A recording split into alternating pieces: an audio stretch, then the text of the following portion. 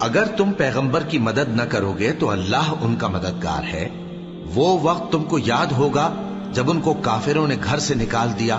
اس وقت دو ہی شخص تھے، جن میں ایک ابو بکر رضی اللہ تعالی عنہ تھے، دوسرے ہمارے پیغمبر صلی اللہ علیہ وآلہ وسلم۔ جب وہ دونوں غار ثور میں تھے، اس وقت پیغمبر اپنے رفیق کو تسلی دیتے تھے کہ غم نہ کرو، اللہ ہمارے ساتھ ہے۔ تو اللہ نے ان پر تسکین نازل فرمائی اور ان کو ایسے لشکروں سے مدد دی جو تم کو نظر نہیں آتے تھے، اور کافروں کی بات کو پست کر دیا۔ اور بات تو اللہ ہی کی بلند ہے، اور اللہ زبردست ہے، حکمت والا ہے۔ تم ہتھیار تھوڑے رکھتے ہو یا بہت، گھروں سے نکل آؤ اور اللہ کے رستے میں مال اور جان سے جہاد کرو، یہی تمہارے حق میں بہتر ہے، بشرطے کہ سمجھو۔ اگر مال غنیمت آسانی سے حاصل ہونے والا اور سفر بھی ہلکا ہوتا تو یہ تمہارے ساتھ شوق سے چل دیتے، لیکن مسافت ان کو دور دراز نظر آئی تو عذر کریں گے، اور اللہ کی قسمیں کھائیں گے کہ اگر ہم طاقت رکھتے تو آپ کے ساتھ ضرور نکل پڑتے۔ یہ اس طرح اپنے آپ کو ہلاک کر رہے ہیں، اور اللہ جانتا ہے کہ یہ جھوٹے ہیں۔ اللہ تمہیں معاف کرے، تم نے پیشتر اس کے کہ تم پر وہ لوگ بھی ظاہر ہو جاتے جو سچے ہیں، اور وہ بھی تمہیں معلوم ہو جاتے جو جھوٹے ہیں۔ ان کو اجازت کیوں دی؟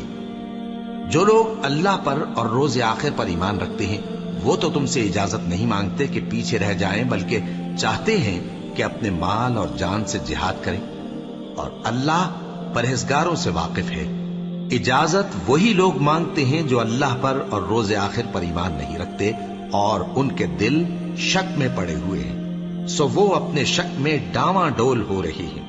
اور اگر وہ نکلنے کا ارادہ کرتے تو اس کے لیے سامان تیار کرتے، لیکن اللہ نے ان کا اٹھنا اور نکلنا پسند ہی نہ کیا تو ان کو ہلنے جلنے ہی نہ دیا، اور ان سے کہہ دیا گیا کہ جہاں معذور بیٹھے ہیں تم بھی ان کے ساتھ بیٹھے رہو۔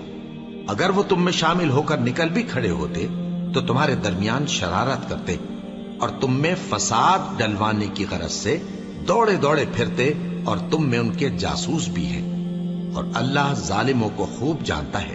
یہ پہلے بھی طالب فساد رہے ہیں اور بہت سی باتوں میں تمہارے لیے الٹ پھیر کرتے رہے ہیں، یہاں تک کہ حق آ پہنچا اور اللہ کا حکم غالب ہوا، اور وہ برا مانتے ہی رہ گئے۔ اور ان میں کوئی ایسا بھی ہے جو کہتا ہے کہ مجھے تو اجازت ہی دیجیے اور آفت میں نہ ڈالیے۔ دیکھو یہ آفت میں پڑ گئے ہیں، اور دوزخ سب کافروں کو گھیرے ہوئے ہے۔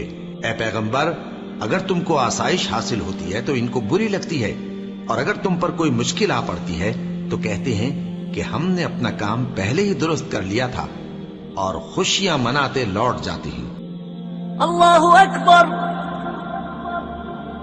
اللہ